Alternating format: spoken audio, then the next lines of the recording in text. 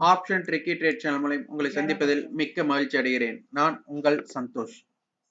நம்ம இன்னைக்கு அக்டோபர் 13ஆம் தேதி சந்தை எப்படி ஓப்பன் ஆகிறதுக்கு வாய்ப்பு அப்படிங்கிறத வந்துட்டு எச்எக்ஸ் நிஃப்டியோட அடிப்படையில் நம்ம பார்க்க போறோம். இது வந்துட்டு 90% நம்பலாமா அப்படின்னு கேட்டா வாய்ப்புகள் குறைவு தான்.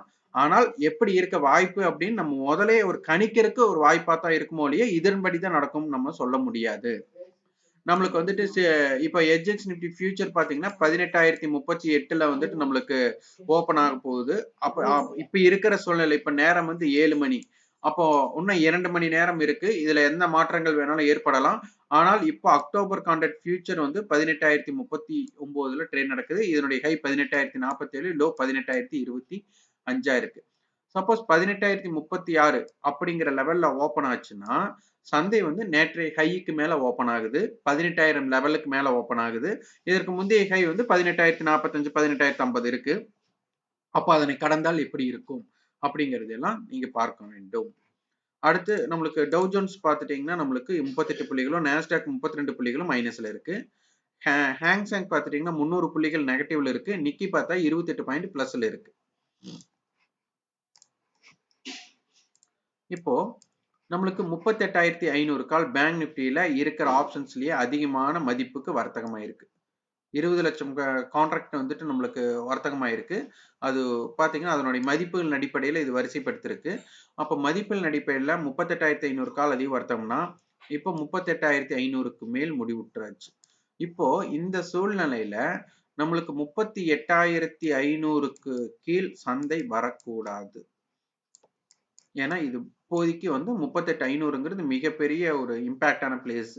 அப்படியும் 38,500க்கு மேல் நிலை பெற்றால் அவர்கள் 38,751 மட்டும் செல்லக்கூடிய வாய்ப்புகள் இருக்கும். ஆனால் இதற்கு வந்துட்டு இன்னைக்கு ஓப்பனுக்கு மேலையும் எஸ்டர்டே ஹைக்கு மேல நிலை பெற்றால்தான் இதற்கு வாய்ப்பு நம்மளுக்கு 38,750க்கு.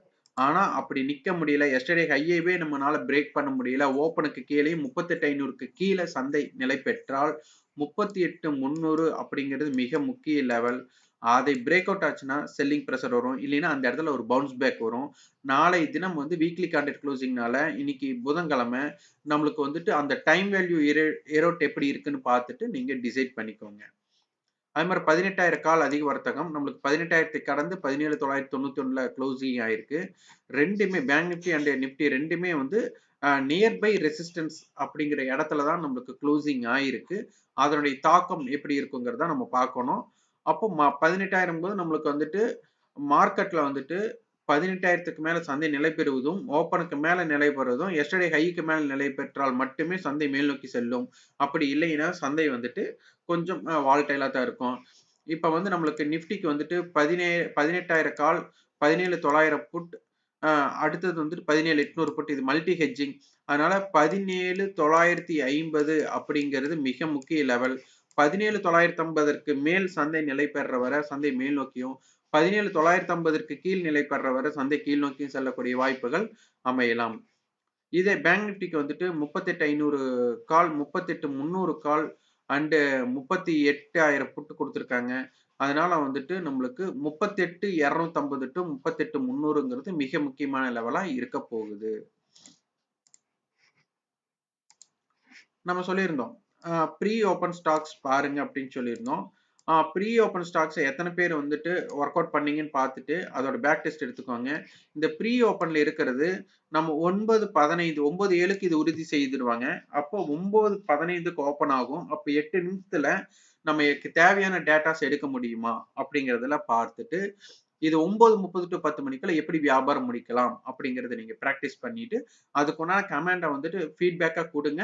இதுல நம்ம மேல் என்னென்ன சேர்த்தி கொடுக்கலாம். ஏன்னா நம்ம சொல்லியிருக்கிறோம் yesterday high or low, weekly high or low, monthly high or low இதோட பிரேக் அவுட்ஸ் வந்து அந்த இடத்துல இருந்து இதனுடைய தாக்கம் எப்படி இருக்கும்னு பாருங்க அப்படின்னு சொல்லியிருந்தோம். இதை வந்து இதோட ஃபீட்பேக்கை நீங்க கொடுங்க. ஸ்டாக் ஃபியூச்சர்ஸ்ல பாத்தீங்கன்னா டாடா மோட்டார்ஸ் அதிக மதிப்புகளின் அடிப்படையில் வர்த்தகமாயிருக்கு. Infosys, HCL Tech, State Bank, Tata Power, IEX, TCS, ITC, Tata Steel, Zeel, Vedanta, ICICI Bank, Wipro, Reliance, HDFC Bank, Titan, Jubilant Food, Bajaj Finance, Adani Enterprises, DLF இவங்கெல்லாம் வந்து அதிக வர்த்தகம் நடைபெற்றதுனால இது வந்து ஒரு நல்ல ஒரு ஏற்றம் ஒன் சைடு மார்க்கெட்டுக்கும் அல்லது ஸ்விங் ட்ரேடிங்க்கும் சொல்லலாம். அல்லது வந்துட்டு ப்ராஃபிட் புக்கிங் எதிர்மறை இந்த ஸ்டாக்ஸ்ல வந்து ஆகறதுக்கு உண்டான வாய்ப்புகள் அதிகமா இருக்கும். இதுல புதிதாக எந்த ஸ்டாக்ஸ் வருதுன்னு பார்த்து அதற்கு உண்டான வியாபார வாய்ப்பை அமைத்துக்கோங்க. இந்த ஸ்டாக்ஸுக்கு ரெசிஸ்டன்ஸ் சப்போர்ட்ஸ் அவங்களே இது பண்றாங்க. ஸ்டேட் பேங்கோட 480 காலம் 500 கால் அதிகவர்த்தம் 480க்கு மேல முடிவுற்றிருக்கு. டாடா மோட்டார்ஸ் 450 கால் நம்மளுக்கு 421 ரூபாய்க்கு க்ளோசிங் ஆயிருக்கு. டைட்டன் பாத்தீங்கன்னா 2500 கால் 2500 கடந்து க்ளோஸ் ஆயிருக்கு.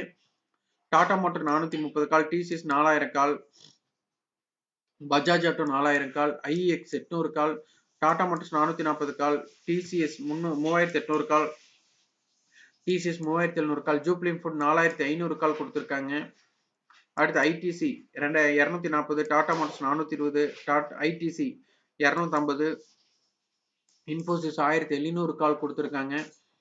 டாடா பவர் 200 கால் கொடுத்துருக்காங்க. ஜூப்ளின் ஃபுட் 4300 கால், கரெக்டாக 4300ல க்ளோஸ் ஆயிருக்கு. ஸ்டேட் பேங்க் 470 கால், பஜாஜ் ஃபினான்ஸ் 8000 கால் கொடுத்துருக்காங்க. இது கான்ட்ரிபியூஷன்ல பார்த்துட்டீங்கன்னா நம்மளுக்கு நேற்று நிப்டிக்கு கான்ட்ரிபியூட் பண்ணவங்க ஏறுமுகமா இருந்தது கான்ட்ரிபியூட் பண்ணவங்க Titan company, Bajaj ஃபினான்சர், state bank, Reliance, Nestle. இதுல வெயிட்டேஜ்னு பார்த்துட்டா நம்மளுக்கு அதிகமான வெயிட்டேஜ் இந்த 2 கம்பெனியில தான் கிடைச்சிருக்கு. நிப்டியோட 15% 10% ஏற்றத்தை இவங்க தான் கொடுத்துருக்காங்க. இறங்கு முகமா அமைஞ்சதுக்கு பார்த்தீங்கன்னா HCL tech, TCS, ICC bank, HDFC life, Infosys, HDFC bank, tech Mahindra. அப்ப பாத்தீங்கன்னா ஒரு செக்டாரை சார்ந்தவர்கள் நெகட்டிவ்ல இருந்திருக்காங்க. அப்போ நீங்க நினைச்சு பாருங்க. அப்போ ஒரு செக்டார் சேர்ந்தவங்க இருக்காங்க போது அந்த செக்டார்ல இருக்கிற ஸ்கிரிப்ட்ஸை நீங்க ட்ரேட் அந்த சைடு அதுக்குள்ள ட்ரெண்டா யூஸ் பண்ணீங்கன்னா உங்களுக்கு ஒரு சிறந்த வாய்ப்பா இருக்கும். அதனால ஒரு செக்டார் அமையும் போதும் ஒரு நிறுவனம் எப்படி அமையுது, இதனுடைய தொடர்ச்சி எப்படி செய்யலாம் அப்படிங்கறதெல்லாம் நீங்க பார்த்தீங்கன்னா உங்களுக்கு மிகவும் எளிமையாக இருக்கும் சந்தை வர்த்தகம். இது வந்து 10 மணிக்குள்ளேயே நம்ம வந்து விரைவாக முடிவெடுக்கக்கூடிய தன்மை வந்தா ஆப்ஷன் வர்த்தகத்துக்கு மிக நல்லது. 10 மணிக்கு மேல பார்த்தீங்கன்னா 10 to 2 மணி மட்டும் சைட்வே மார்க்கெட் போச்சுன்னா அதனுடைய தாக்கம் எப்படி இருக்கும் நம்மளுக்கு தெரியாது. அதுல பிரீமியம் எரோட் நடக்குதா இல்ல பிரீமியம் வளர்கிறதா அப்படிங்கிறது தெரியாது. அந்த சூழ்நிலையில நம்மளுக்கு என்னன்னா நம்மளுக்கு நிறைய ஸ்டாப் லாஸ் ஹிட் ஆகிறதுக்கு வாய்ப்பு இருக்கும். ஆனா 10 மணிக்குள்ள வேணா நிறைய ட்ரேட் வந்து ஒன் சைடு மார்க்கெட்டா இருக்க வாய்ப்பு இருக்கும். வால்டைல் மார்க்கெட் அமையலாம். அதுக்கு சிறந்த முறையில் பயிற்சி எடுத்தீங்கன்னா இது முடியும். இதற்குண்டான கட்டண பயிற்சி நம்ம கொடுத்துட்டு இருக்கோம். விருப்பம் எங்களை தொடர்பு கொள்ளுங்கள். தொடர்பு கொள்ள வேண்டிய எண் பார்த்துட்டீங்கன்னா டிஸ்கிரிப்ஷன்ல கொடுத்துருக்கோம். அதை பயன்படுத்துங்கள். அப்புறம் ஆப்ஷன் ட்ரிக்கி ட்ரேட் சேனலுக்கு நீங்க சப்போர்ட் பண்ண நினைச்சீங்கன்னா எங்களோட ரெஃபரல்ல அலைஸ் ப்ளூ நிறுவனத்தின் மூலியமா டிமேட் அக்கௌண்ட் ஓபன் பண்ணிக்கலாம். கண்டிப்பாக எங்க கிட்ட கணக்கு துவங்குவதற்கு நாங்க பரிந்துரை வழங்க மாட்டோம். நாங்க கால்ஸ் ஏதாச்சும் சஜஷன்ஸ் கொடுப்போம் அப்படின்னு நினைச்சிட்டு நீங்க ஓபன் பண்ண வேண்டாம். நீங்க ஆப்ஷன் ட்ரிக்கி ட்ரேட் சேனலுக்கு சப்போர்ட் பண்ணணும்னு நினைச்சு மட்டும் நீங்க ஓபன் பண்ணுங்க. இந்த வீடியோ உங்களுக்கு பயனுள்ளதா இருந்ததுன்னா லைக் பண்ணுங்க, ஷேர் பண்ணுங்க, சப்ஸ்கிரைப் பண்ணுங்க. கண்டிப்பா உங்களோட ஃபீட்பேக்கை கமெண்ட் பாக்ஸ்ல பதிவு பண்ணுங்க. நன்றி, வணக்கம்.